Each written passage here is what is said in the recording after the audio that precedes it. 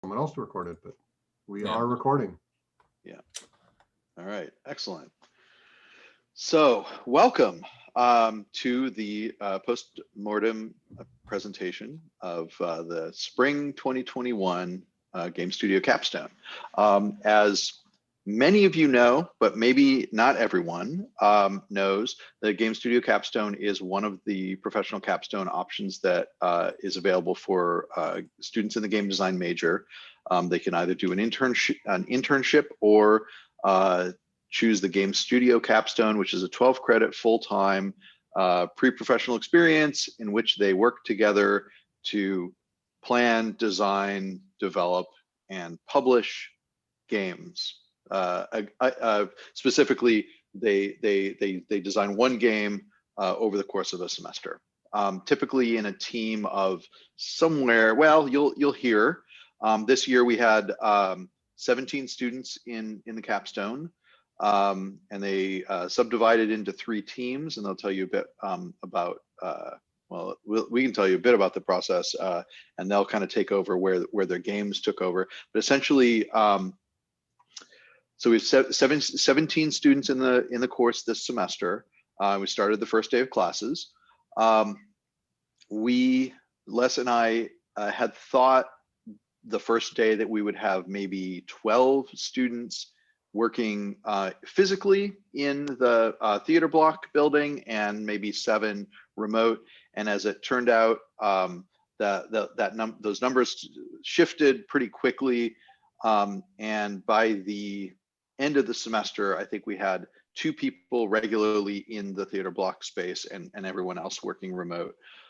Working remotely. So essentially, though, I think we could say that it has been a hybrid studio experience for the students, with some students in person, some fully remote, and some partly in person, partly remote, with the option and opportunity to come into the physical space and use it, but also with the flexibility of working remotely, as I think most game studios outside of our institution have also essentially done, like most other companies, figured out that yes, we can actually run a company remotely.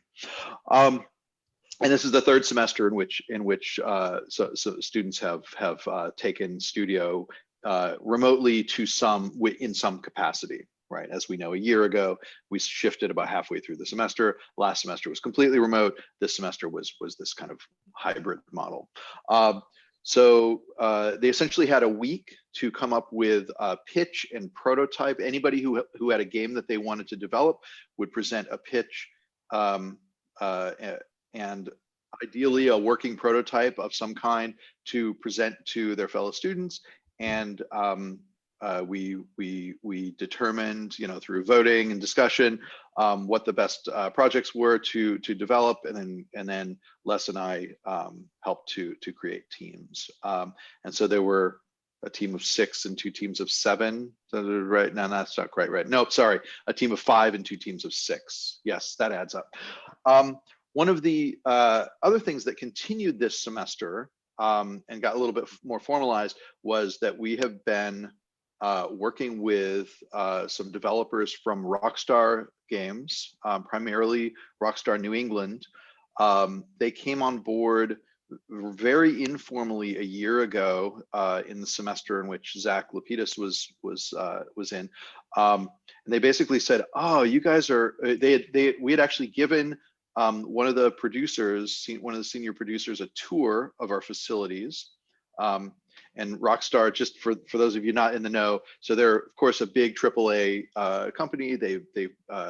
You'll know, the Grand Theft Auto series and the Red Dead Redemption series are probably what they're most known for. But they've been historically not open to any outside, like Japan up to 1850s, like completely closed to the outside world. Like they wouldn't give interviews, they wouldn't do tours, and all of a sudden they're now opening up, which is really, really cool. And so we were kind of there at the right moment when so Gary Conti visited the university. We gave him a tour. We took him to the game studio. he met the students who were working on stuff a year ago, and he was like, "This is great.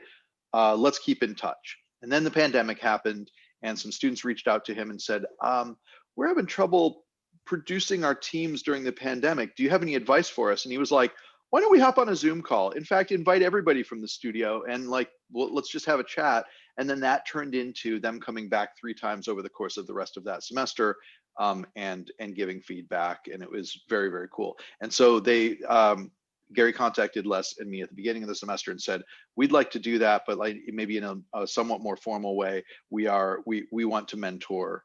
We've started doing this with other schools.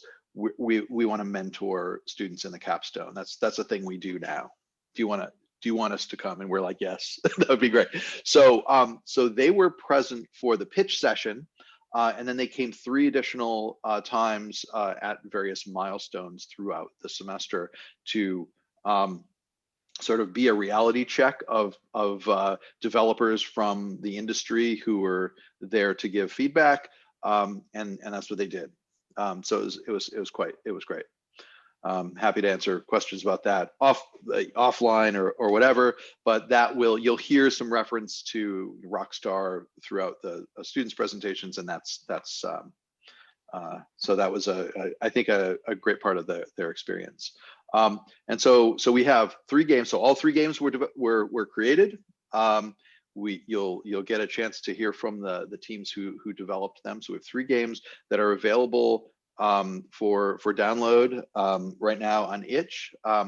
If you go to either fitchburgstate.itch.io or greenstackgames.itch.io, that's the name of the studio, Greenstack Games. Every year the students develop a new studio name, and so we have 3 games: Just a Drop, Escape Blood Hill, and Bottleman, and we'll hear from all of those. So we'll have probably 15-20 minute presentations from each team with some time for questions after each one, so you can ask questions of each team, with a little bit of time for Q&A at the end. So feel free to throw questions into the chat if you want, or just when the Q&A period opens up for each game, just don't be shy. It's easy to be shy on Zoom, but don't be shy. All right, so I would like to invite Just a Drop to take the floor, and Alrighty. Okay, so let me go ahead and share my screen. I have a presentation to show you guys. There we go. So our team is the creators of Just a Trot. I will now introduce you to said team. I'm Emily Cummings. I was the producer, artist, and sound designer. And I will have the rest of the team introduce themselves, starting off with Brittany. Hi, Brittany Lillihan. I was the environmental artist and the level designer for the project. All right. Devin? Hi, my name is Devin Hawley. I was the lead designer and programmer on Just a Drop. Michaela? Hi, my name is Michaela Hicks. I was the character artist, animator, as well as the UI designer for this game. And Zach? I'm Zach. I'm the UI and systems programmer for the game. Right. So now that you know everybody, let's show you the game. This doesn't have any sound, by the way, but there is sound in the actual game. I would suggest maybe going to our itch page and playing it if you're curious about the sounds. Yeah, this was recording error, but nothing much you can do there. So this is the game. It is a 2D side-scrolling platformer where you play as this little plague doctor character named that we have come to call the Bean, because that is what he is and what he shall be. This game involves mechanics such as being able to brew potions, like what was done just there. Right there, you learn the recipe and you get the ingredients to create the potion of strength, which increases the damage the player can deal with their attacks to enemies. So the main purpose of the game is to go around, collect ingredients, create potions, and kill enemies to hopefully get enough money together in order to purchase a permanent shop in the nearby town.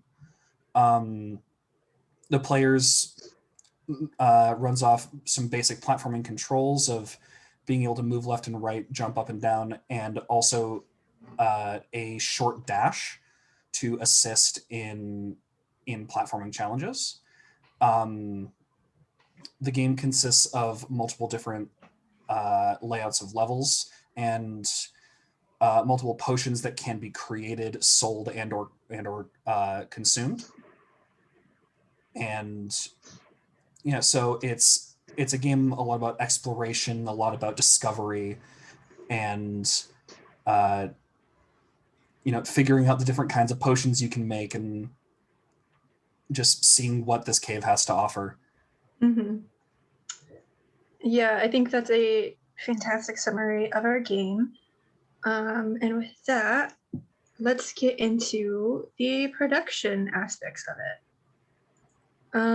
So let's start off by talking about what went right. To start things off, I wanted to talk about GitHub. It is a source control program that basically allows a lot of people to work on the same project at the same time.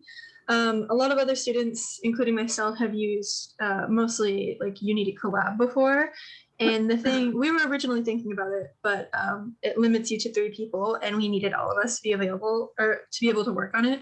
And we were able to use it to like get a lot of updates out. I'd also say art and music was some of the. Hey, are you logged on to that thing? Oh. I sent it to your school email address. It's got the link. So I think you should check it out. Okay. Tanya, I think you might need to mute yourself. Oh. Yeah. So the art and music is probably some of the most well-received things in the game. It's also very easy for us to add content to this game. We were discussing the potions at one point, and we realized that it would be pretty easy for us to double or even triple the amount of potions in the game.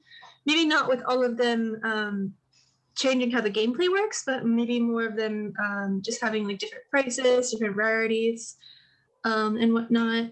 QA is something we'll talk about a little bit later on, but it went very well overall for this game, as well as the planning.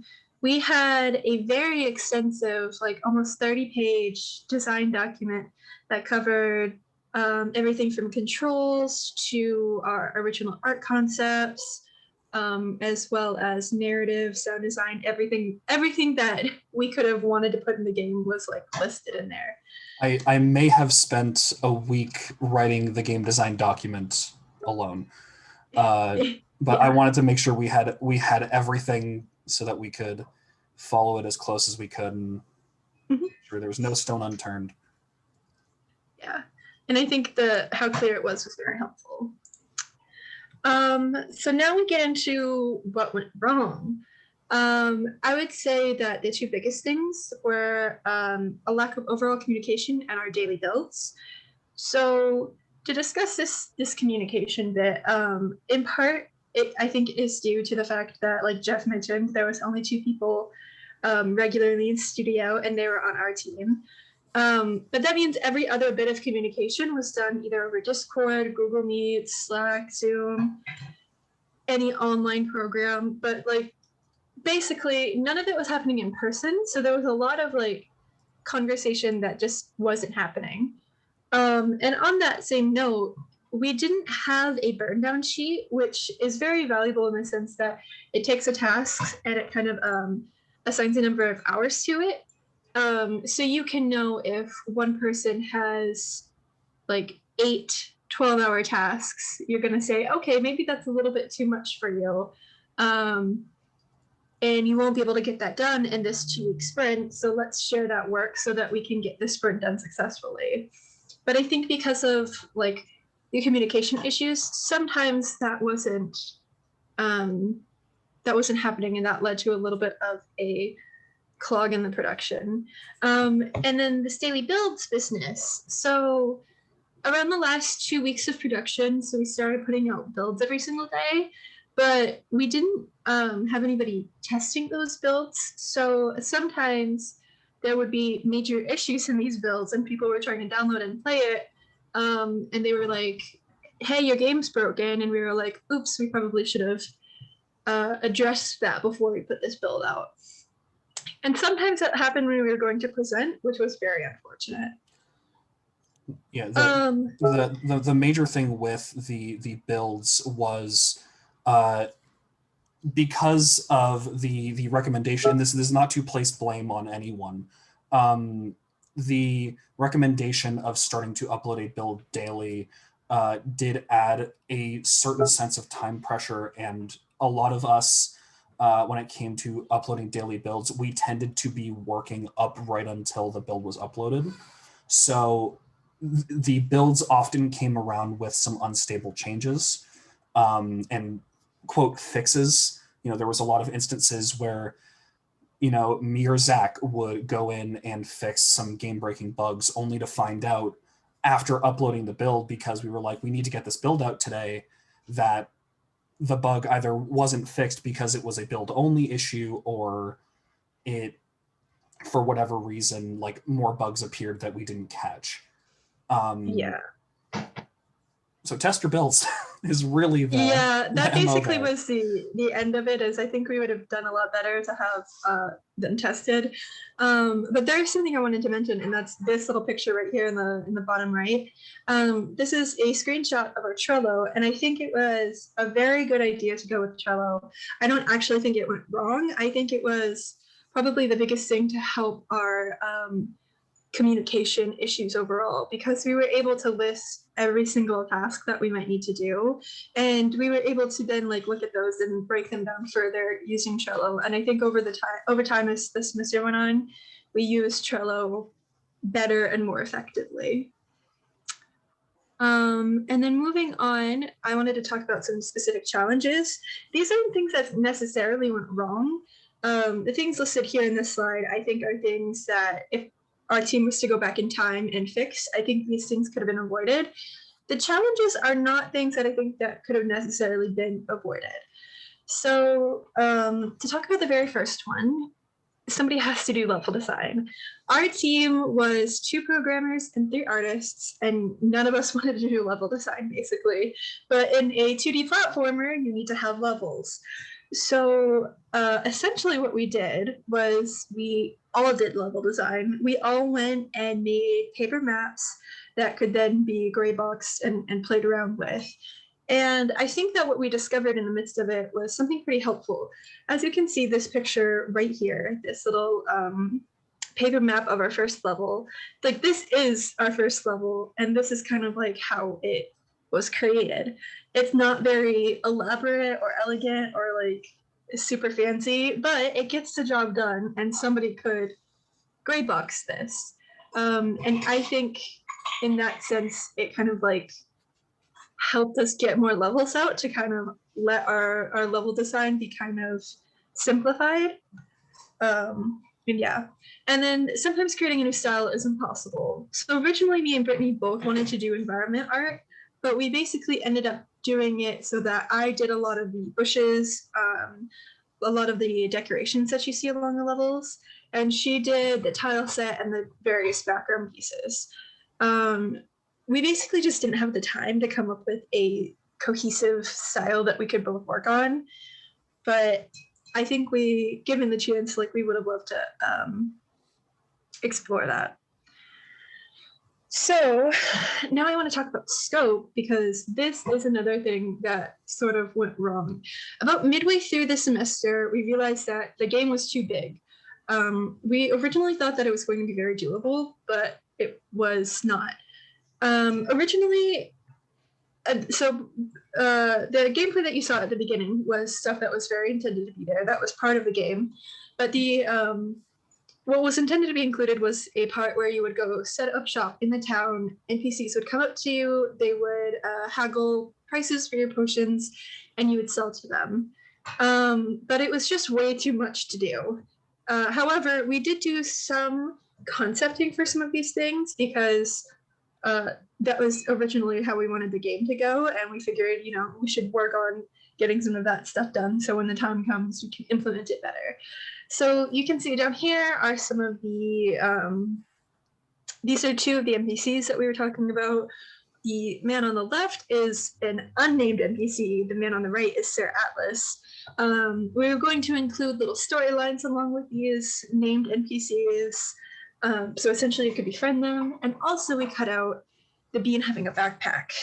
And this next slide is like a little graveyard for things that didn't get included, but I think are worth seeing, like how much other stuff we would put into this game given more time.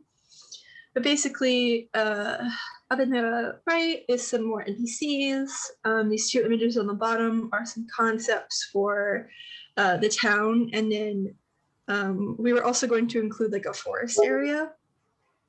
And then there's also some pictures for all of like the different narrative aspects we were going to include, but just didn't get the chance to. And then I think it's important to talk about working in COVID. Because it's been crazy. We only had 2 people in person, and everything else was online, which means that events were online too. And I think that that's both been a good thing and a bad thing. It's been a bad thing because it's sort of like a lot of Zoom meetings. You kind of just turn off the camera and like nobody talks to each other. And like that's the same with Discord, like nobody has their cameras on, nobody talks to each other. Whereas with a lot of these events before COVID, you would go in person and you'd be able to like talk to each other and like meet new people. However, because things are online, things have become a lot more accessible overall. Like GDC is a really fantastic conference. However, it's usually pretty expensive and it's held out like on the other side of the country. So unless you have the cash to drop for that, you can't really go. However, this year it was entirely online. So we were able to attend like a week full of like super cool events by industry professionals. And then lastly, we're going to talk about playtesting and QA. I think that this went particularly well because we had the game out there pretty early, and we had a very effective feedback form, but then also a very good way of handling bugs. So this feedback form, a lot of previous times in making games, I've had people give me feedback, but it's just been like a paragraph. And I've always been like, well, it would have been nice to know what you thought about this, or like, what you thought about this specific art asset. Like, I always had more specific questions to ask them afterwards. So with this feedback form, we could ask those specific questions as well as give people like a little bit of room to just talk about whatever they wanted. But things specifically that we wanted to know about, like we could get the answer to those. And then also, given that this is an actual bug card from our game, from our Trello, but it's very clear in the sense of like, this explains what's going wrong. The steps to reproduce tells you how to make the bug happen again. And then there's a screenshot and video link just in case it's not clear enough, as well as a playtester name so that you can go and ask them if you need to know anything. And having bugs written out in this way made it like very clear and easy to handle a lot of them. It sped up the time that it took to fix bugs by way more than expected. Yeah. It's so as someone who had to look at probably like 60 to 100 of these over the course of development, because a lot of different things were reported. It helped out a lot to be able to just get a nice breakdown as to, well, what exactly is going wrong. Because when you ask someone who's in the middle of playtesting, they just go, well, this happened. It's like, okay, well, what happened before then? I don't remember. All I remember is that it just happened. And I can't really tell you anything specific. And this is my first experience working directly with bug reports as a programmer. And this is definitely not going to be the last time because they helped a lot. Yeah, and I would say that they're helpful for artists too. Like this is actually a bug that I fixed at some point, and it makes it very easy because it's like it also I think holds people a little bit more accountable because views will stay in like the needs to be done section of the Trello like until they're done. So you can't just kind of like brush it off and be like, oh, we'll fix that later. Like everybody can see that you need to fix a bug. It's good. But yeah, overall, I would say that covers everything that we wanted to talk about. So now we have a little time for questions.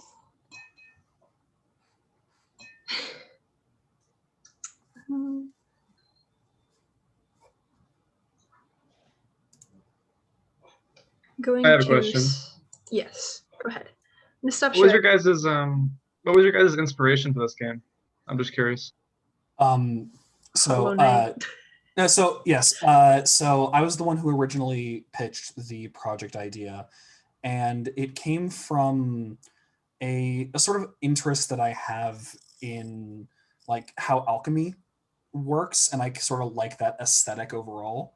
And so I was like, being a programmer and sort of being into the potion mixing and potion selling kind of stuff, how can I make a mechanically sort of interesting game out of that? And also I absolutely love Hollow Knight, as Emily mentioned, and a lot of us are very much familiar with Hollow Knight. So we took a lot of inspiration from those sorts of games.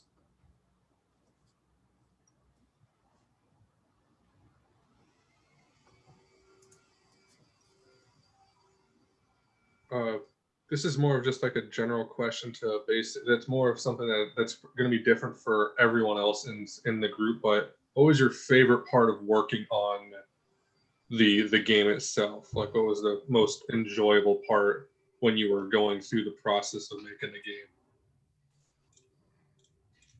I kind of like learning how to program and learning new tricks on programming, doing things in Unity that I've never really like done much of before, and combining like several lines of code into one. I would say that my favorite part of development is, it's a small thing and it's probably a little dumb, but being someone who's a programmer at heart, it's sort of learning how to optimize the different systems and how to have them mesh a lot better. And it was also really fun to make different tools for ease of development and to help sort of speed up the process. And I just like writing code. I like writing code and making systems. That's basically it. I can say that for me personally, you didn't hear any of them, but in this game there are a bunch of sound effects, and a lot of them I actually made like personally, which was very fun because I've never done that before. And there was definitely times where I was like trying to figure out how to make different sound effects, and I was just like throwing things around my room just to see like how they sounded, and it was very fun. Yeah, Foley work is a fun process. Mm-hmm. For me, since I was the like character artist and animator, I got to like really expand my knowledge of like animating while also like refining some ideas for concepting characters, because like character art in general is just really fun for me, and I like creating characters and creating like bodies and personalities for you to interact with. And I think like for this game, despite like the characters that you weren't able to see, like we had some really like well developed characters where we would like sit and like talk random like headcanons of our own characters, Oh god. when that like that was absolutely unnecessary. Like we have Sir Atlas and his partner who is a demon, and we created a whole story that you never would have made it into the game of how him and the demon met and why the demon has a broken horn. Like Yeah. that whole story is just interconnected. Yeah, And when like when I was still in studio with Michaela and Brittany, we would literally have moments of spending 30 minutes sort of turned around looking at each other and just going off about all these different characters and how they interacted with things, and Michaela just wanting a very simple idea and me ruining it by making it sad. Like, can't we just have one mean person? Like, we don't need to justify that they're mean because trauma. Like, they can just be mean to they be have mean. horrible family issues, Michaela? They But make what it if they're more just interesting. mean? Like, why can't we just have somebody who's just mean? Like, that's a compelling character. We don't need to add trauma to it. Like, there are people who are in this world who are just mean. Like, I'm not wrong, am I? Yeah. I think also, Brittany, I don't think you've spoken on your favorite part. No, I have not been able to yet. But I think my favorite part was making the tile set of it, because it was just like a whole new experience for me to do that. And like when I got the hang of it and started like using that, and then like going into the project and like doing like using the tile set I made into the project, was just a lot of fun to just see it work out. It was great. Fantastic. I have a So- question. Oh, sorry, I didn't mean to cut off. Okay, I was gonna go. Yeah, we have time One for more? one more question, and then let's move on to the next. But yeah, go ahead. Okay. Just want to say, prior to the call, I did have a chance to play these games. I just want to say the level design actually came out pretty clean. I know you guys mentioned you had some discrepancies there. I think like the movement felt pretty nice for a platformer. I like the animations on the UI were excellent. I think my only gripe was the resolution on the UI elements in the background were slightly different. But when you have multiple artists working on a project, that tends to happen sometimes. Mhm. But yeah, just want to say that. No, thank you. That's awesome. Yeah, no problem. Awesome. Thanks, I Frank. worked goddamn hard on that movement. I'm so happy that people like it. It's awesome. And there will be time to ask questions of all the teams at the end, but I want to make sure that we give ample time for each of the other teams. So awesome. Thank you. Just to drop. So now we're going to hear from the team who developed Escape Blood Hill. So I guess Kevin take it, or whoever's gonna screen share. Devin is going to screen share for us. That is Cool. correct. Awesome. Just need to make sure I get everything together. And bada bing, bada boom. Haha! Escape Blood Hill. So this is our game. It's a first-person horror narrative experience where you play as a detective who is exploring this abandoned asylum that was abandoned in the 1980s. So, which case it's haunted. So you're trying to gather this information and escape before this ghost gets you.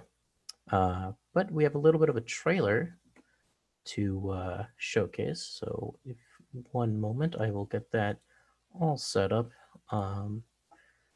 Let me know if you guys hear the audio, but it should be all good. Had to finick around a bit, but I'm going to hit play.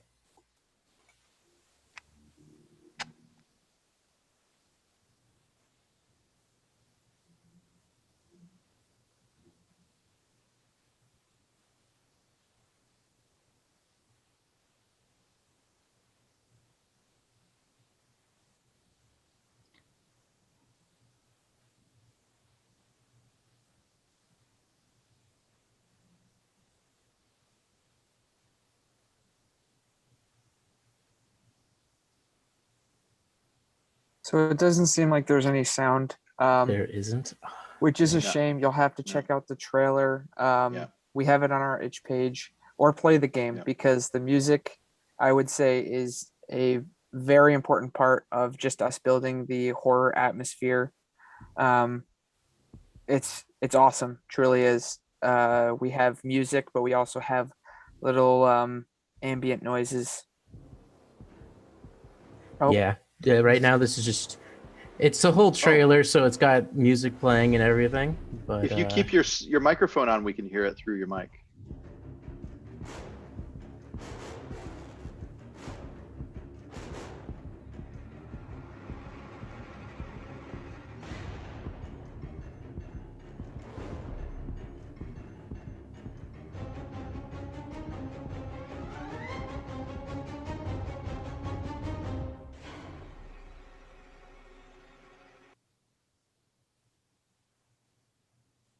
that's a little sneak peek.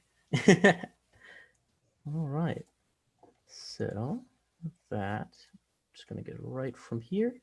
And we'll talk a little bit about the original pitch of this game, because this game has had quite an interesting life cycle, as it originally started as a pitch of a board game I made back in Elements of Game Design that I called entitled Escape Blood Hill High, which originally took place inside of an abandoned high school that was that had like a ghost in it, and you had to run and escape. So my original pitch was that it was actually supposed to be a third-person fixed camera, kind of like a Resident Evil, like original Resident Evil style game, where you would have to kind of avoid like the equivalent like of a Mr. X type character, which was the ghost. And as you like had to hide around, and you had to collect 3 major items in order to escape, essentially. So very much, this was the original pitch, but as you've seen, it's very different now, as we had a bit of an identity crisis that kind of shifted us towards wanting to do something more along the lines of an abandoned mental asylum that might have been more interesting for our artists and for our programmers. But yeah, this is the team. If you guys want to start introducing yourselves. So I am Kevin Ritz. I acted as the producer for the majority of the project, but I was also a 3D prop artist, and I concepted a lot of the initial visions we had for the game. My name is Nathan Timro. I was the art director and was also the 3D environmental artist. My name is Vadim Mayorsky, and I've been the 3D prop artist for the game. Hi, I'm Devin Tyler. I am the assistant producer, level designer, and community manager of the game itself. My name is John Lynch. I am a general programmer. I was also responsible for source control. My name is Jacob Sopchik. I was also a programmer, and I focused on the AI and player controls. So we had a bit of a, as I was mentioning a bit earlier, we had a bit of a rough start going on. As after the pitch, we formed our team and started to get to work, but it was very unorganized. So what happened was we had a bunch of ideas, and we were placing down ideas, but we never actually agreed upon a set plan yet. And it took maybe the better half of a month to finally realize we're a month in and we need to figure out what the heck we're doing here, because we had a change in scene, like at least a change in the environment idea, as well as a change in like scope of the game.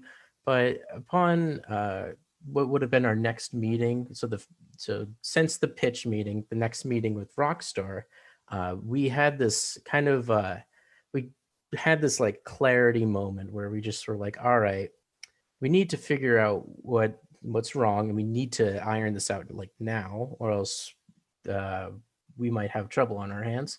So at the time, I was the producer, but I had realized that the game itself was kind of struggling, partially due to me not being able to keep up with producing when I needed to do level design work as well. It was a really tough job to juggle the both of them. And I found that Kevin actually had quite the, he would often step up that was like just in the right way that like the whole team agreed upon, that he would be the best fit for producer. So that way we can make sure that the game would be able to come out and be as polished as it is. But it's enough about me, or from me rather. But Kevin, if you want to take it away. Yeah, so it was kind of rough at the beginning. I believe even a month in, we were still unsure of it. Would it be third person, first person? So at this breaking point, a few of us went to the professors, and they kind of helped us through this whole process. And they agreed with Devin of like, yeah, that would be a good fit. So at this point, I ended up taking over as the producer. And I kind of kept all the ideas from the first month and kind of just sat down and dedicated, I'd say, the better half of a week just to documenting everything so that everybody was on the same page and we could create a unified vision of the game.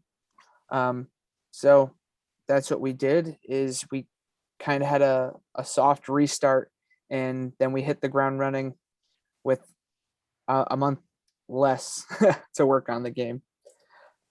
So the first thing that we initially did was, even a month in, we really didn't even start looking at our map, which is very important because the whole entire game takes place inside this one space. And as it is a horror game and narrative, you have to get the building right, because the building itself is almost like a character. It's just as important as having our cool ghost. So on the left, we have our initial design, which was way too big. But even within 24 hours, we trimmed it. And so on the right-hand side, we have the second iteration of our map. And even on the next slide, this is pretty much our final design. Obviously, it's not 100% accurate, but we went through multiple designs, and I think that just showed us in the first place is that documentation is super duper important, because especially in this environment that we are in, if you can't get a hold of me, let's say at 6 o'clock, if you're still working and I started early, you can go back to the documentation and look and see. But also, iteration is important because you're not going to get it right on the first time. We did the same thing with UI. We did iterations for that logo that we had, which was wonderful. Thank you, Michaela. I think we changed the logo, I want to say 12 times, just small tweaks so we could get it right. But the one takeaway that is really important is just write it down so that everybody has a clear understanding and is on the same path. So this new workflow, we started at square one. We concept this stuff, character design, UI, level layouts, potential decals. And with creating these documents, everybody knew the plan, so we could just go for it. And another part of it is that we didn't have everybody that we needed to make this game. So at this point, and we'll get into a little bit after this, is we expanded the team. I want to say initially we expanded by 2 or 3, but eventually I think we have an internal team of 6 and 6 more people working on the outside. But we kind of we had a month less of time, and we simplified it. We chopped it into 3 sections, and we just did the top floor, the bottom floor, and then we textured it.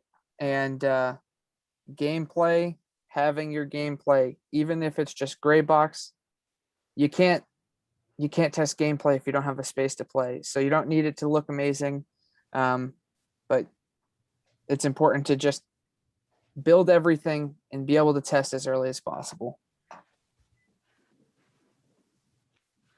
All right. So for the team, as Kevin mentioned earlier, we had an internal team of around 6, but we did have about 6 people hop in and do just a little bit of work. Some actually were major contributors to the line of production.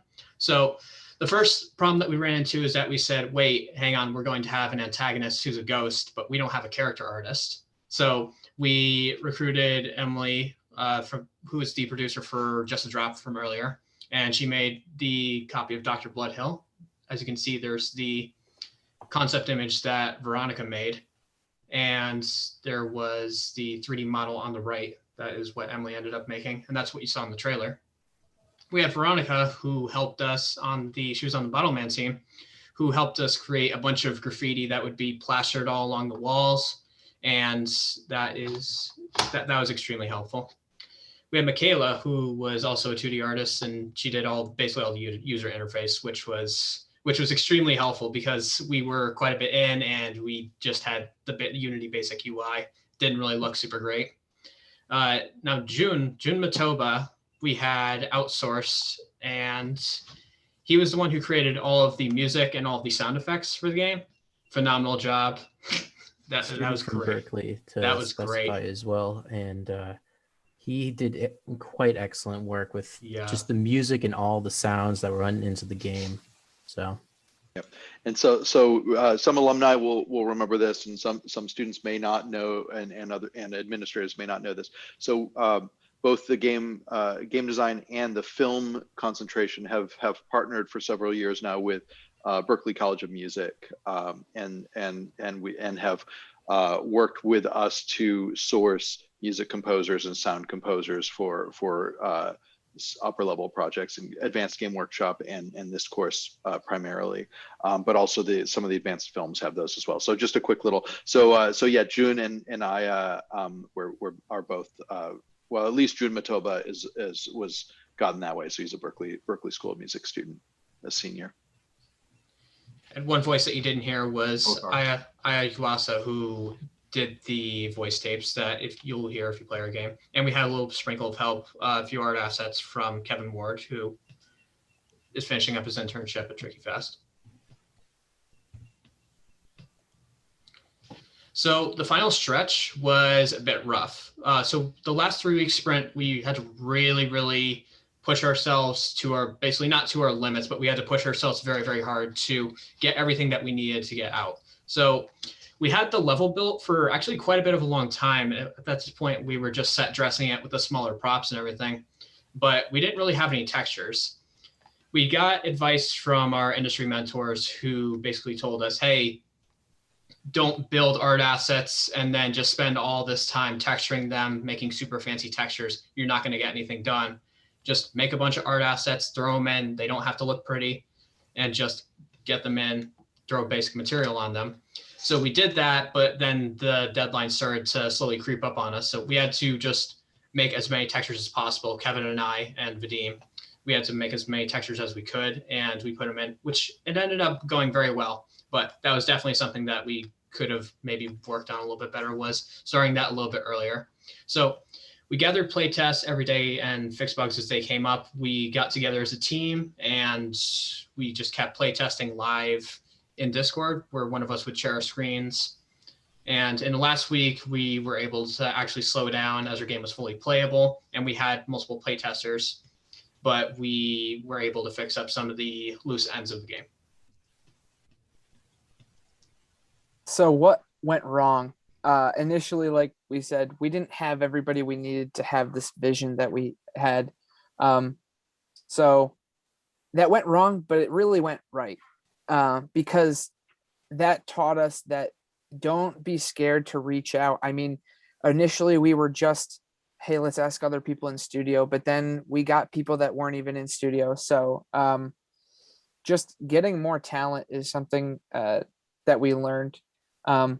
Also, got to establish a vision, have that documentation as early as possible. It was also a little bit rough having a leadership transition a little bit later in, which then led to a late start to development. And obviously, like Nate said, we started our textures late. I think we started putting in 90% of the textures with a week left, which was not really fun to make like 16 textures in a day. But man, the level looked amazing because it was just like a splash of color. But going on from what went wrong, what went right? We obviously live in COVID times, and so it's hard, but we managed to have daily meetings. We met up at 10 o'clock every single morning. Maybe not every single morning, especially when we had like a wellness day, but even on wellness days, we'd meet up just so that everybody's on the same page. For me as producer, I can know what everybody was doing, but so that it's transparent. Everybody knows what everybody's doing. It's almost like you're in the studio and you're looking over the shoulder and seeing somebody doing work. Another thing that went good was that everybody had passion for the project. Everybody loved the idea. I think the passion increased as we kept getting further and further into the project. And communication was great. Even though we were remote, we all told each other every single day, if you need me, I'm a message away. And we stuck to that. I mean, the professors can tell you, they probably got annoyed sometimes because we were pinging each other, probably even up till like sometimes like even at like 1 a.m. Not me personally, but I know Nate did a couple of times. But then another thing that went right was the detailed documents, and just having that, it just makes work so much easier. Yeah, even to add on to that communication thing, like what made that just even better was just oftentimes the what is kind of looked down upon for remote work is the idea that you can't you're missing that element of working next to somebody and being able to look over and see what they're working on, which kind of helps to inspire that creativity and focus in working. But we were able to supplement that by doing share screens, just working on what we're working on. If there's ever a moment when like one of us is like, all right, I'm kind of like, I'm a little pooped right now. I'm like just gonna sit and just maybe like I'll just look over and see what they're up to. We would have our share screens on. We can actually look and we can comment, add into it, and we kind of, or if we needed feedback, we'd be like, hey, do you mind looking on my screen real quick and seeing what you think of this? And that really, really cemented like just it added to the game just incredibly. I feel that we did not miss out on that despite working remotely. But questions?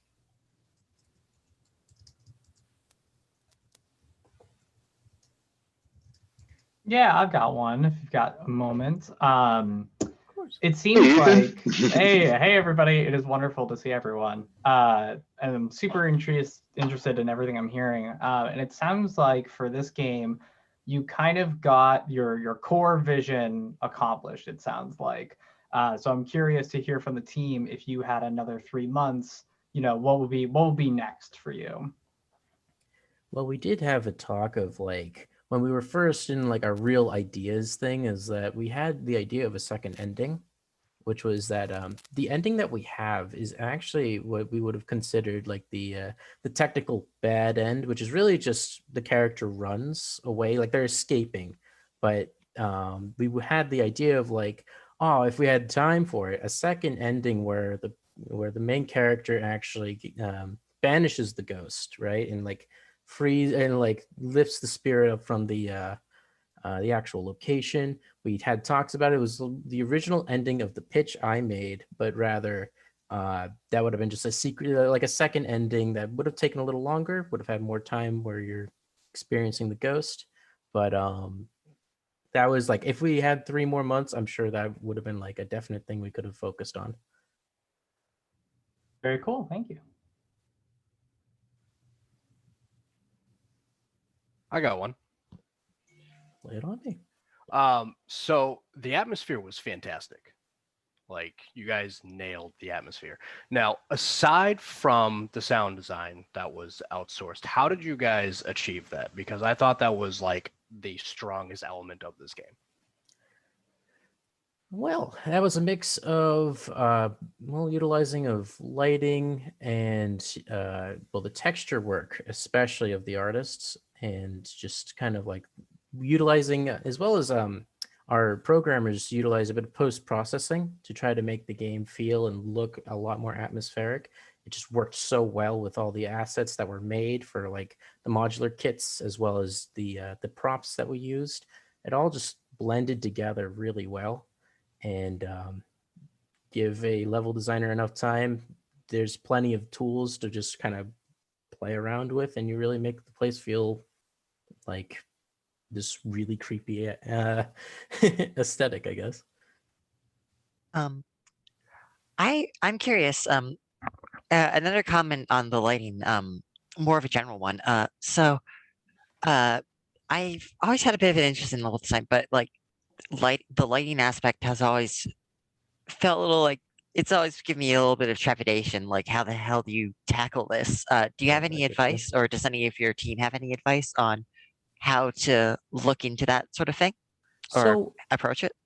I was actually the person who had to handle most of the lighting in the game. So I guess the main thing was first it was just establishing what it is that we need to look up, and kind of like it's a lot of research and utilizing because there's plenty of Unity tools. If you're not the type that wants to look up, like, say, tutorials to read, there's many YouTube channels that dedicate to that kind of thing. I requested help from the professors. They gave me some ample suggestions on research, and it just was a matter of tweaking, playing around, and then messing around with it. What we ended up going with, because Unity utilizes either you could do real-time lighting or baked lighting. We had played around with both. Originally, it was just like kind of progressive real-time lighting, but then we realized we wanted to make it baked for the sake of performance.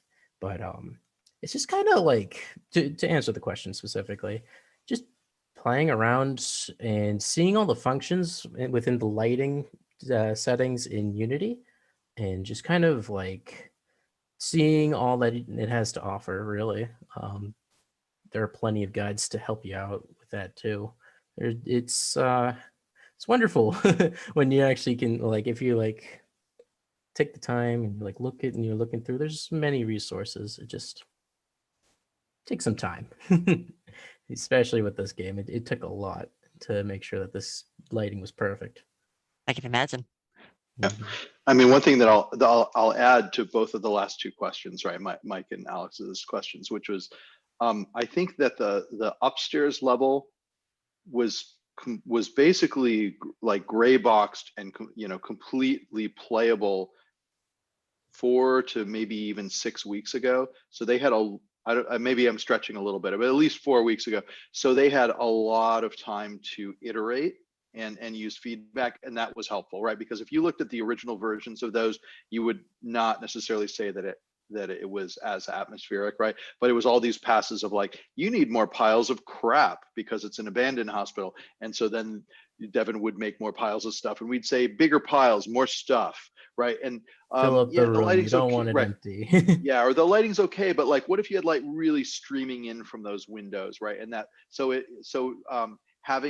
having the level done early enough that they really could iterate and then ask as many people as possible for feedback, and then like having Rockstar there giving that kind of feedback too was helpful. It's one thing when your professors give you feedback, but it's another thing when developers from a AAA company are like, no, you really need to do this, and they're like, okay. So it's funny you say that, Jeff, because this was a thought I had earlier too, and it's going to come up even more with the next game we're talking about. But I am glad to see these teams really lean into their themes and pretty go wild. So if there's anything I would super love to see for Escape Blood Hill, it would be for that time to be taken exactly to really think about every aspect of it and say, how can we dial it up to 11? It's something you never have time for sure, but it seems like that there's more confidence than I'm super happy to see. So go nuts with it for sure is a great piece there. Awesome. So in the interest of time, I would like to switch things over to, so thank you, Escape Blood Hill team. So I'd like to introduce the team who developed Bottle Man, the third game. So I don't know if Thomas or Veronica, who's gonna take over. I will be sharing my screen. Excellent.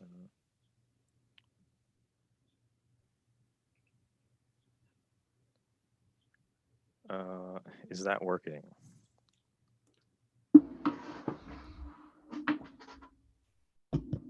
Yes. Yeah, there it is. So yeah, we are Bottle Man. Hello, I am Thomas Spinelli. I'm the producer on Bottle Man, among many other titles. So this is Bottle Man. So our team was comprised of 7, and we reached out to another person for pause menu and UI.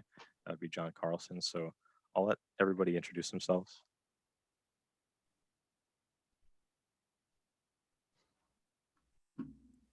Hi, I'm. Oh, you want to go, Chris? Go ahead. I didn't know if we were going in alphabetical order. I'm Yeah, sorry. Just go in order for ease of stepping on each other. Hi, I'm Chris Banks. I did 3D environment art and also 2D art for Bottle Man. Oh, right. That's John here. Where should I go? Go ahead. I guess I'll go. Well, hello, I'm Veronica. I created the initial pitch. I did 2D art. I did 3D character models. I animated the models. I worked on the narrative. I did some environment art as well. Yeah. And that great logo. Yes. Hi, I'm Brandon McCurney. I was generally a programmer, but I had focused mainly on the player controller and some of the interactions with the player in the world. Hello again. I also did level design as well as producing 3D character art as well as environment art, some animations, narrative, and visual effects that you see in the game. I'm Dave Vitorino. I was in the second program of the game. I also did all the work with the Cinemachine cameras, some sound design stuff, and UI programming. Sydney Willis. I did 3D environment art, and I did some the QA towards the end. Alrighty, so tools used, we used Unity 2020. Cinemachine was a big thing in our game with cutscenes and everything. TextMesh Pro, a big one. Blender, Maya, Substance Painter, the usual. Hack and Plan was used for planning out our tasks and everything. I found that to be very helpful. And yeah, so the trailer, this is an issue here. So we didn't get to upload our trailer, so I'm going to stop sharing right now and let Veronica share. She has the trailer Yes. and we'll pick up from there. So if I want sound, okay, there is a checkbox. Good. Optimize for video. There And is, I'll but Zoom's going to share be kind of wonky with audio. share my full screen. Suppose. I'm not sure. Let's try that and see how it works. All right. So yes, it just made this trailer. I really hope there's sound. Can you hear anything? Yes. Yes. Yes. It works.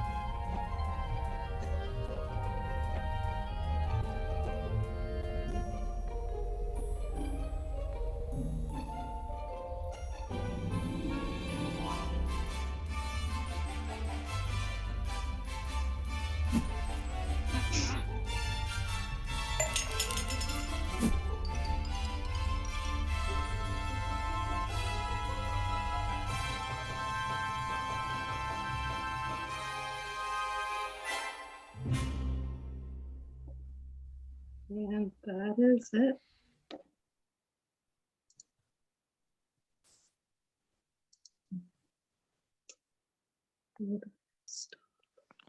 Alrighty, so that was our trailer, and we will pick it up from there with our PowerPoint. Oh, here's sound. Or not.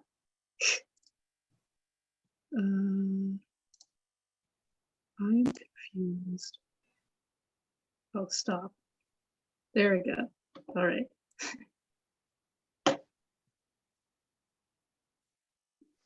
Alrighty. Back to the slide. So with the initial pitch, this was Veronica's game, so I'll let her take that over. Yes, so initially I created this in narrative design sophomore year, and I held on to the idea and I thought I can flesh this out. I think this is something special. And yeah, I worked on it by myself. I do not have the capability of making a prototype, so instead I just made a whole bunch of concept art, and like I was just trying to market the idea to everybody during that 2-week process. So I was like making like silly drawings, memes, just to like keep the idea in people's heads. And during my pitch presentation, I made sure to be really clear with what I wanted. So I told a little bit of the story, the ratings, similar products like Octodad, Goat Simulator, The Amazing Frog. I covered the controls, like what I expect the gameplay to be. I was just very thorough with all that. And as you can see here, I illustrated like the city scene, like Bottleman like getting cracked, and some of the early NPC designs. And here's some more continued. Some outfits for Bottleman. And yeah, so basically we chose to do a cartoony, silly game. And we maintained that style throughout. So throughout the game, there's a lot of vibrant colors. Yeah, do you want to pick it up from here, Tom?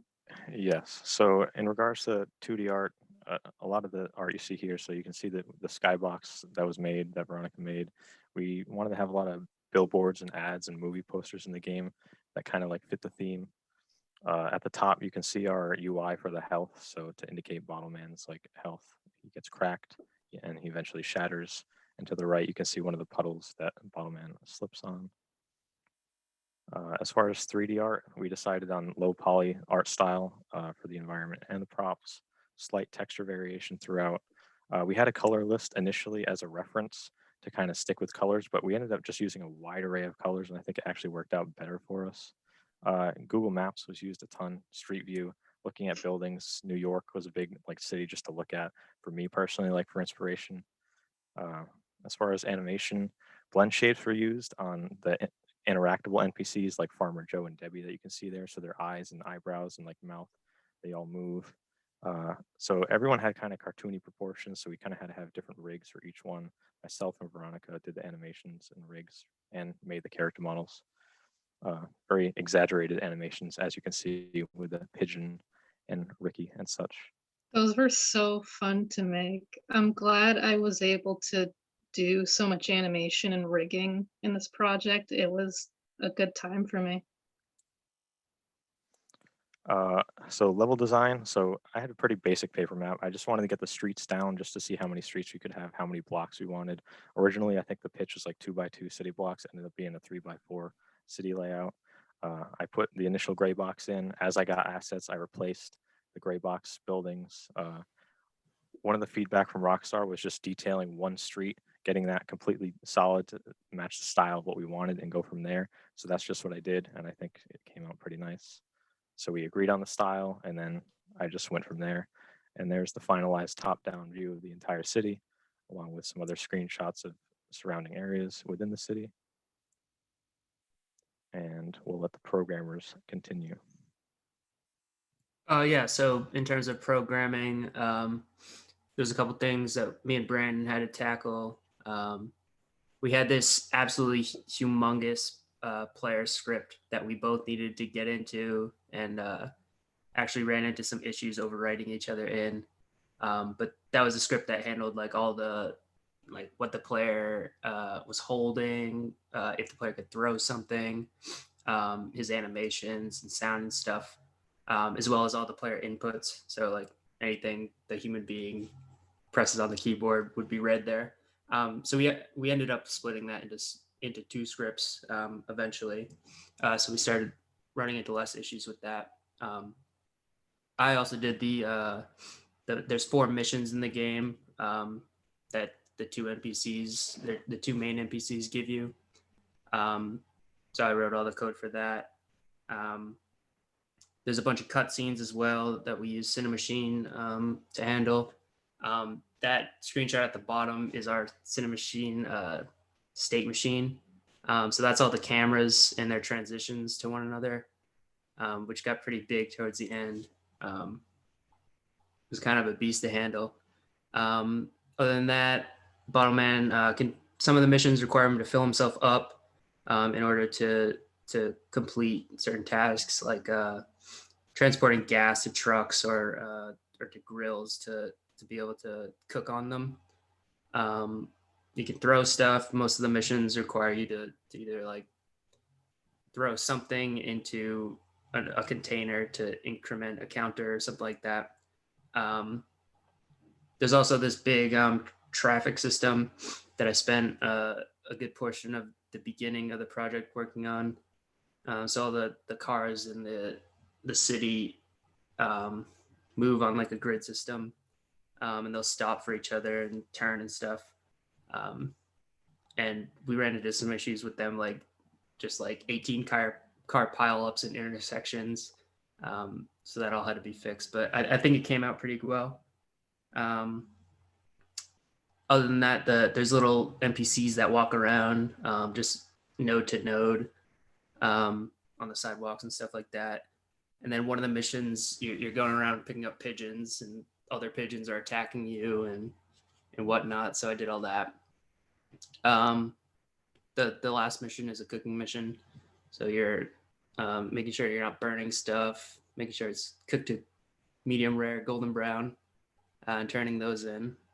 Then other than that, there's a couple other like little minor things, like the door that you saw in the trailer that Bottleman can enter to get up on top of some of the buildings to collect coins and whatnot.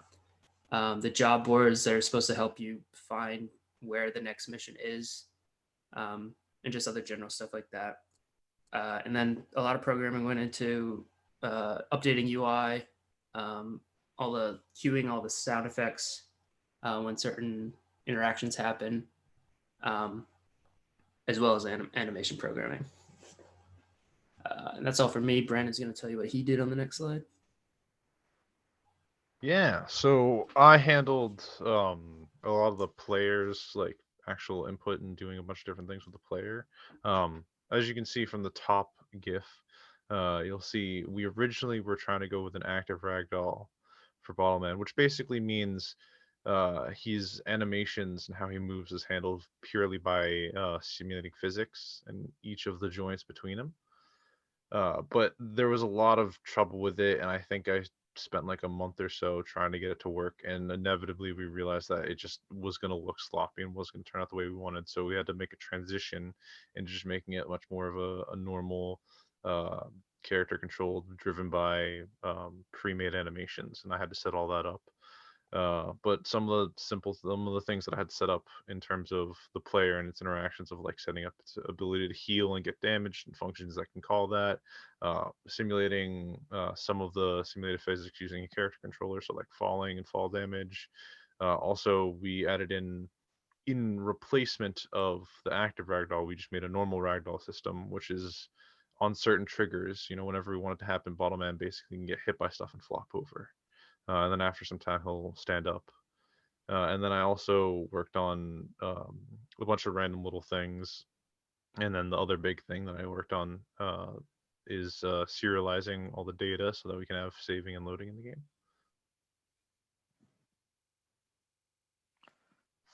Alrighty. So what went right for our team? The biggest thing was staying in Discord as a team and screen sharing. If anybody had a question, you just unmute your mic and you ask. This allowed us to replicate an in-person format remotely, which I personally think is even better than an in-person format, because you're seeing everybody's screen. I had everyone's screen on my screen. I'm seeing what they're doing at all times. We just ask a question and it gets answered. No typing back and forth. We were always in the meetings from 9:30 at our stand-up to 3:30 at the end of core hours, and that's how we got stuff done. We set achievable goals in each 2-week sprint. We met most of our milestones, if not all. We had to scope down quite a bit, and I think we scoped down fairly well. And the overall vision of the game was not only achieved, but I think like stayed true to what Veronica's pitch was. And yeah. It was enhanced, Tom. Enhanced, yes. What went wrong? GitHub issues. So a lot of us weren't familiar with GitHub, so a lot of the times we had files being overwritten, code being overwritten, especially with Brandon and Dave going back between like say the same scripts.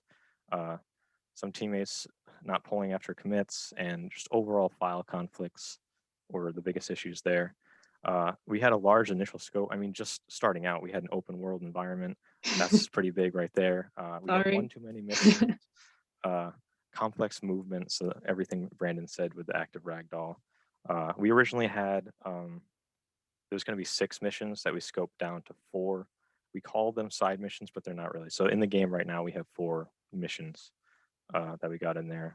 We have a lot of bugs that were found late into the project. That was also a pretty big issue. And just general communication issues based on availability and just life. But yeah. So yeah, questions?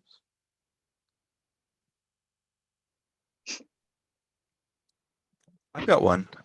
This is towards the engineers who are more focused on art-related tasks. We can talk about the beginning of the pipeline, the art pipeline, a lot. We didn't hear a ton about how you ended up making the decisions from a technical standpoint on what goes into the game and how those things went into the game, from 2D to production assets. And I'm talking about like textures and shaders specifically here. So yeah, I'm just wondering like what were the decision points and what did that look like for you? I'm not sure I fully understand the question, but you mean like as far as textures, how it evolved over the process? Because I know originally we were just gonna have flat textures. We weren't gonna have any texture on the buildings whatsoever. And through feedback and stuff from the industry people, they were like that's too simple. So we ended up like kind of like making very simple textures, not all over the objects, but like in specific spots to create the illusion of texture.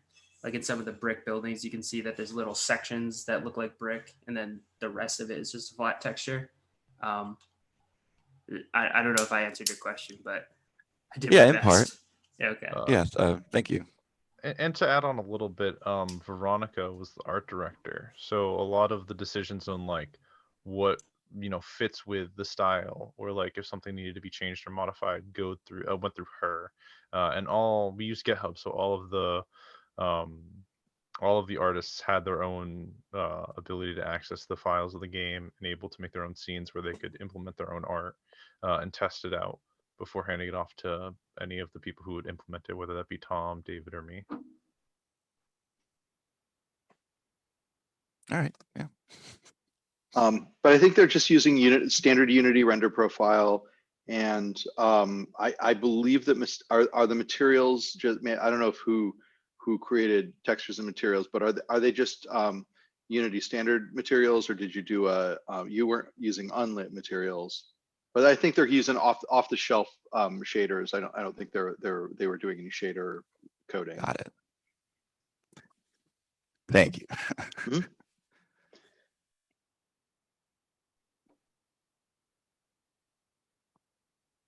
I do have a question, but my nose is currently being gotten. So give me 2 seconds. And hard to ask a question without a nose. So you guys accomplished so much in this game. It's like nuts. So I really want to know, are you guys going to keep making this game after the semester? Are you guys going to keep working on this? Because like, wow. So yes. So myself personally, I have a lot to do with level design wise that like I'm not satisfied yet.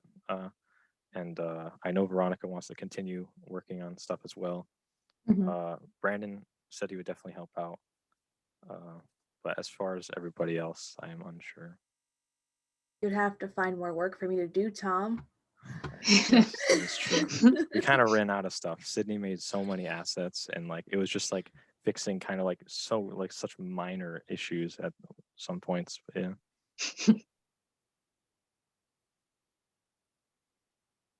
yeah. This was a pretty big like open world and just like a lot of big stuff. How did you handle the level design aspects? So yeah, basically for some reason I was comfortable with just like figuring out the roads, like the road placement, and then going from there and just blocking out with gray box where the buildings were going to go. One of the things I kind of did was like point of interest buildings. So like buildings that would be like unique to the world instead of just like filler buildings. And I kind of had those placements. And I would say most of the design in this game is more environmental design, not really level design per se. There's not much platforming. It's just, it looks good in a way. More of the level design is just mission based to try to get players to know where they're going and what they're going to do. But yeah. Okay. Yeah, that's probably the big secret, right? That it's like it's big and full and fleshed out, but it's a grid street system, so that probably kept things a little more manageable. Yeah. I know there's about the content of the game, which is, comedy is hugely about timing. It's frequently in a comedic movie or even a stage play or something. A lot of control is exercised over when exactly things happen. So I was curious if y'all had some thoughts or findings about how difficult it is to make a comedy video game where the player can at any point fuck everything up.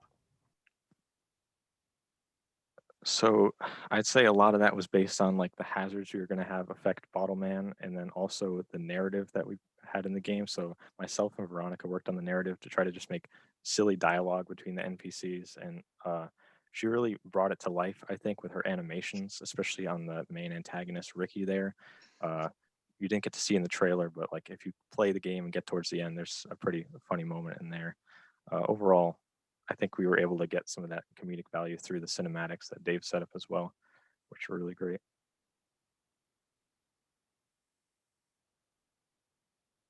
Yeah, I mean, other than that, I mean, ragdolls are always funny. So like, at any moment he can slip on a puddle, and I mean, there's probably bugs where he can fly off into space.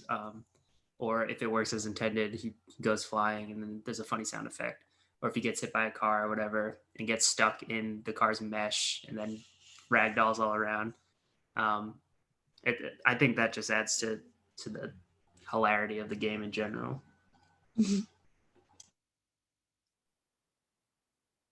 It's I think surprising. Oh, I was just gonna say, it's surprising how often players forget like hazards exist, and then they like flop over and they just laugh about it and stuff. So Well, I think one of the things that works well comedically in this game is that even if you're not following a mission that itself like sort of has some comedy to it, like if I get too serious, as I was playtesting, I'll just like run into a pedestrian randomly and see what happens because it's ridiculous, right? Or I'll just maybe if I run into traffic, things will be funny, and guess what? They are, right? So they definitely, I would definitely say that they built a system for a player to make comedy, which is not exactly the same thing as a comedic game, but like both can happen, and I think both are happening, right? I think the game itself is comedic, and they've managed to make do it through the writing and the timing and the artwork, but they and the animations, but they've also made a system by which a player can do funny things, which is kind of great, because you could do that in any game, just sit, but not every game is suited to that. I mean, you could do funny things in Huntfell, but it doesn't seem like the right environment for it. That's exactly what I was curious about. And so that's a very high compliment for you to say that, because a system in which comedy is a possible outcome is far more difficult than it sounds like y'all put a lot of thought. It sounds like y'all put a lot of thought into your cutscenes and your very funny camera work and dialogue, but it sounds like you might not be as aware of the work you incidentally did in creating a system, and which is very funny. So if you do continue working on this game, I would say that's a next step and a thing to keep in mind is what are the systems that allow for more comedic player expression. It sounds like you have a great seed and you've already started building a lot of those. And it sounds like Jeff can advocate for it being a very funny experience, and I'll go try it out. So that seems like the next step if you're continuing this project, something to keep in mind. I just wanted to say how I think we were all really impressed by the trailer and how it looks, and it's really thoughtful and fun. And I think about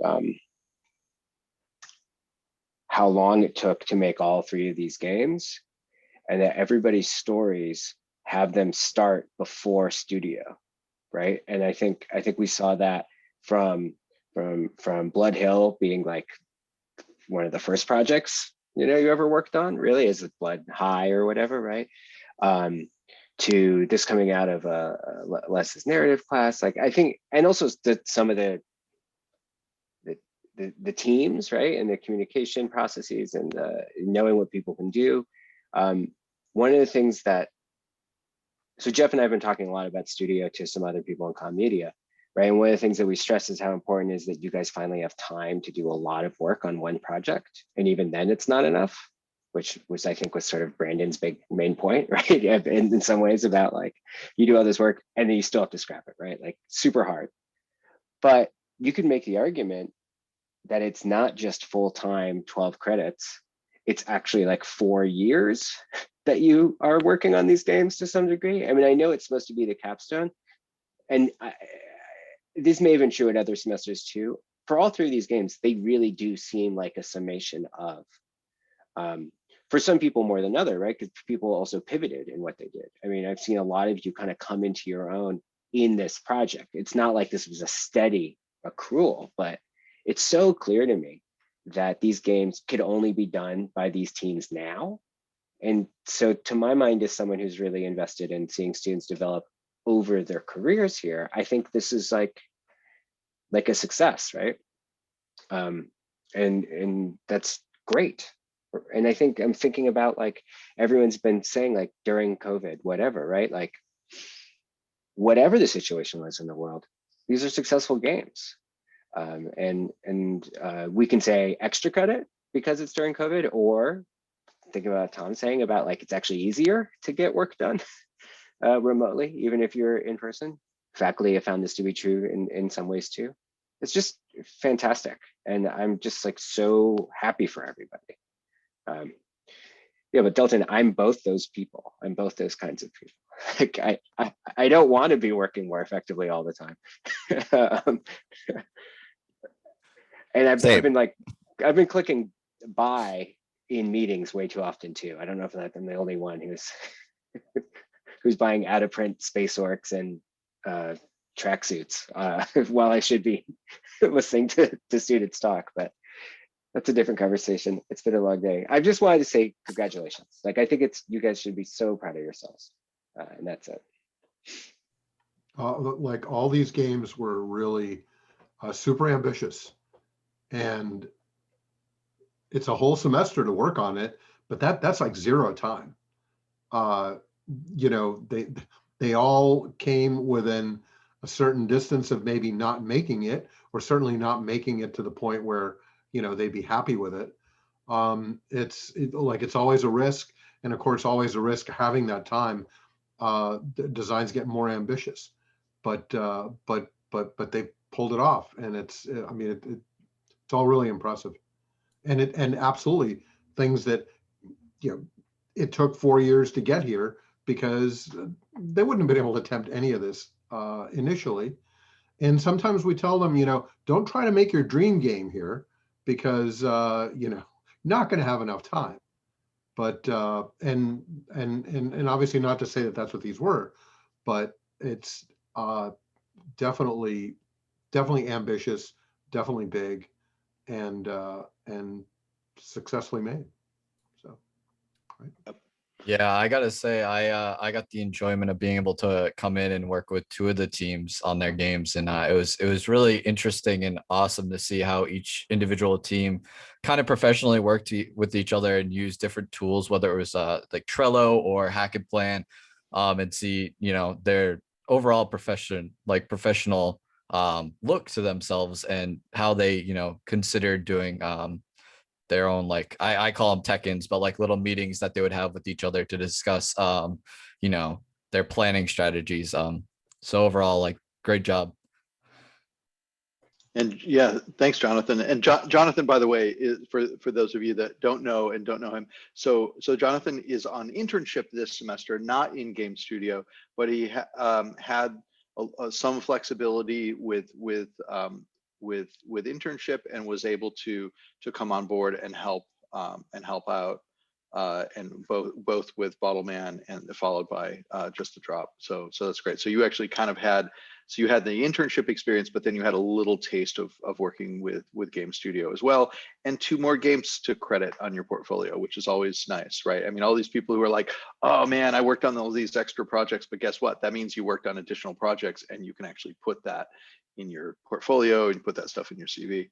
I've got to say, I love that a bunch of alumni are here, and I love seeing the like knowing nods anytime one of the teams mentions something about having to cut scope, and it's like, so I just thought that was kind of a Always hate to hear it, but that's the story of our lives. Yep. I mean, I warned them when I gave them the initial judgments on their pitches, right? What was the thing I said to everyone? Don't try and make a massive game, make a good game. Now you're gonna take your scope, you're gonna cut that in half, and then you're kind of gonna cut that in half, right? You're gonna fourth everything. And then I 2 think months later, you're gonna cut that in half.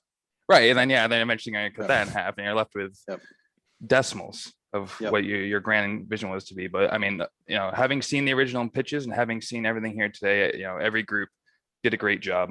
And it's just important too that everyone kind of keep these lessons they learned in mind, especially about cutting scope or communication or working with source control, working with other people, because it gets better, but it also doesn't, kind of a thing, just because you learn more and you know not how to fall into those traps. And the important thing is to keep on going, and you all have great stuff for your portfolio now. And that's the next thing, obviously, everyone here should be working on, is tuning up those portfolios with all the good stuff that you showed us here today, and keep on rolling, keep making games. Good job.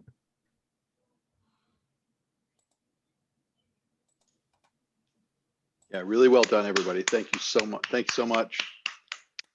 And you can check out. Thank you to everybody who's not an alum, not a student, but the administrators and staff who have taken time. It's really meaningful to us as faculty and students just to see you here. We appreciate it. Yep. Thank you. Absolutely. And Tanya Crowley and Jeffrey Wolfman are in the Alumni and Development Office. So you may be, just to put a name with a face. So for those of you who are alumni, you may know them already. But for those of you who are graduating, you may hear from them.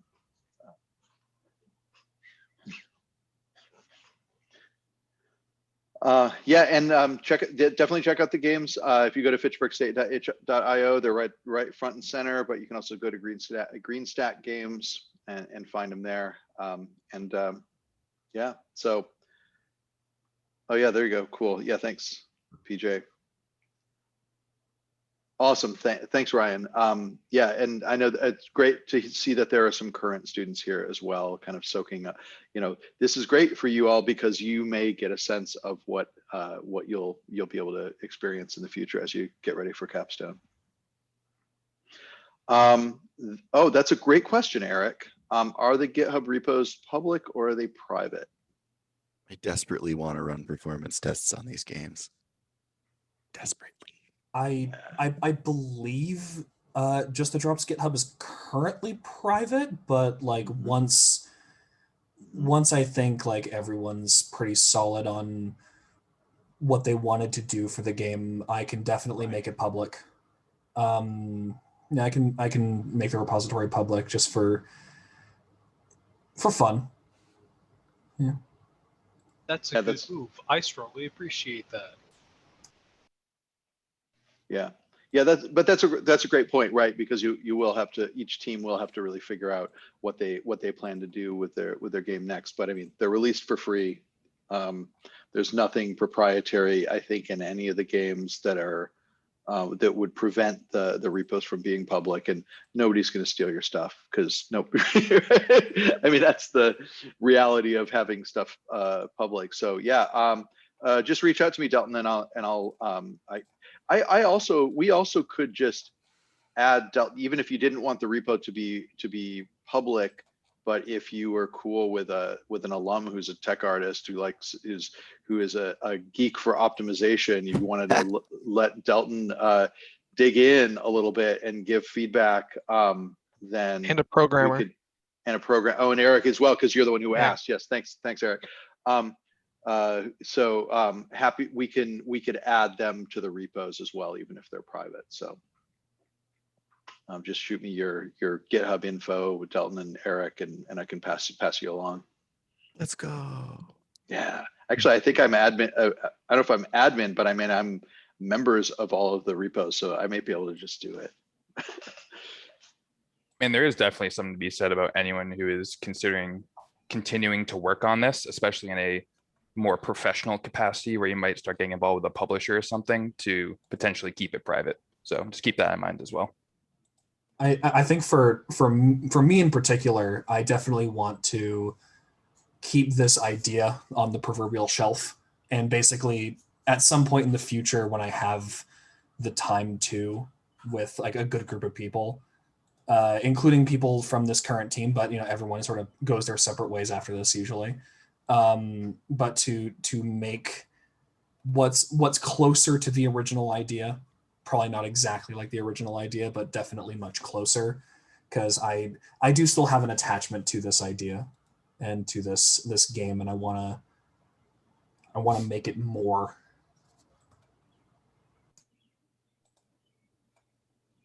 Yeah, no, fair enough. But like, yeah, just be in touch, Dalton and Eric, and I'll can probably connect you to the repo owners and get you added. All right. Well, thank you all for coming. This has been excellent. This would be the time, if we were not in a pandemic, when we'd go out to dinner or something with people in Game Studio. Yeah, exactly, Connor. Exactly. But Les and I and the folks in studio were just talking this morning, and we're like, well, maybe in September. And I should talk to Tanya and Jeffrey about some way of doing this. We were like, well, maybe we can do like a barbecue or some kind of an outdoor get together for people who were in Game Studio over the last couple semesters. And I mean, why not actually just invite all, any alumni who have been in the program. So Joseph, yes, the recording will be made available. Where? I'll take you up on that offer. Yeah, cool. So maybe let's chat and see if, maybe that's something we could actually host at the school. And we'll, yeah. Oh yeah. Yeah. Would you guys like to do that? We can post on the itch page, the postmortem. That makes sense. Why not? Yeah. And then we'll email it out to everybody who's I think it goes to everybody who was at the meeting, but also we'll send it out to current students, and I'll probably pass it around to alumni if we end up with we can pass out barbecues too. That's good. All right, everybody. So it's been an excellent semester. Thanks. Yeah, thanks. Seriously. Congratulations. And have a great summer. I'll see for those of you who are at graduation, I'll see you there. Thank you, everyone. All these games are great. Have a good summer. Stay safe. Yes. Thank you guys so much. Congratulations, everybody. Thanks, guys. Congratulations. Some advice for people who are walking this summer, make sure to wear white clothes.